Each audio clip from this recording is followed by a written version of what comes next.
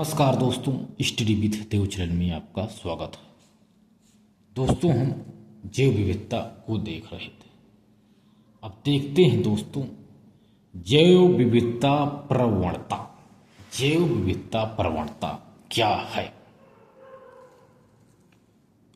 दो स्थानों की, यानी दो स्थान है, दो स्थानों की जैव विविधता में जो अंतर दिखाई देता है वही जैव विविधता प्रवणता कहलाता है। दो स्थानों की जैव विविधता में जो अंतर दिखाई देता है वही जैव विविधता प्रवणता कहलाता है। जैसे कम तापमान व कम वर्षा वाले ध्रुवीय क्षेत्रों की अपेक्षा अधिक वर्षा और अधिक तापमान वाले उष्णकटिबंधीय क्षेत्रों में जैव विविधता अधिक होती है। विश्व में सबसे अधिक जैव विविधता अमेजन बेसिन के वर्षा वनों में पाई जाती है। यही है जैव विविधता प्रवणता, यानी दो स्थानों की जैव विविधता में जो अंतर दिखाई देता है वही जैव विविधता प्रवणता कहलाता है। दो स्थानों की जैव विविधता में जो अंतर दिखाई देता है वही जैव विविधता प्रवणता कहलाता है। अब देखते हैं दोस्तों, हॉट स्पॉट क्या है। हॉट स्पॉट ऐसे क्षेत्र जो जैव विविधता की दृष्टि से बहुत धनी है, लेकिन ऐसे क्षेत्र जो जैव विविधता की दृष्टि से बहुत धनी है लेकिन बाहरी प्रजातियों के आगमन या प्राकृतिक आवासों के विनाश के कारण जैव विविधता संकटापन्न हो गई है, तो ऐसे क्षेत्र को हॉट स्पॉट कहेंगे। यानी ऐसे क्षेत्र जो जैव विविधता की दृष्टि से बहुत धनी है लेकिन बाहरी प्रजातियों के आगमन या प्राकृतिक आवासों के विनाश के कारण जैव विविधता संकटापन्न हो गई है, तो ऐसे क्षेत्र को हॉट स्पॉट कहते हैं। ये हॉट स्पॉट दोस्तों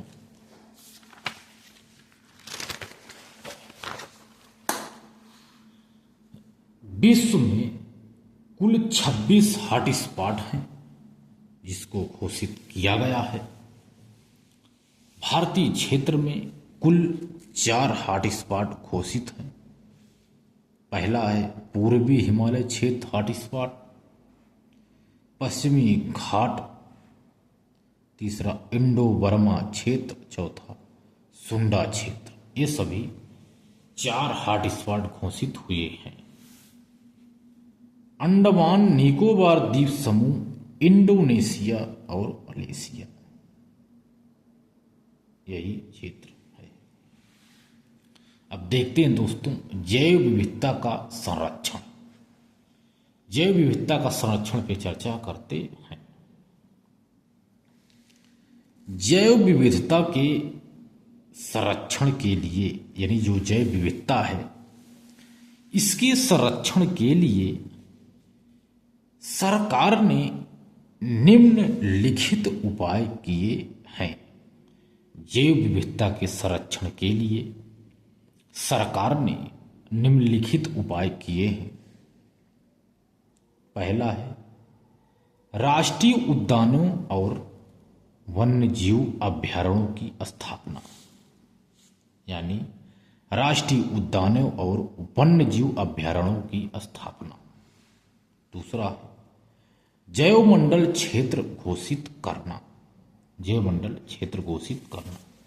तीसरा है आर्द्रभूमि क्षेत्र घोषित करना, आर्द्रभूमि क्षेत्र घोषित करना। चौथा डाटा बुक जारी करना, ये सभी जैव विविधता संरक्षण है।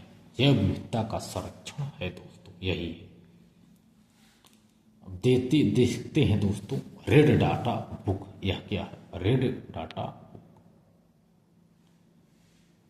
इस बुक में, रेड डाटा बुक में संकटापन्न प्रजातियों का उल्लेख होता है।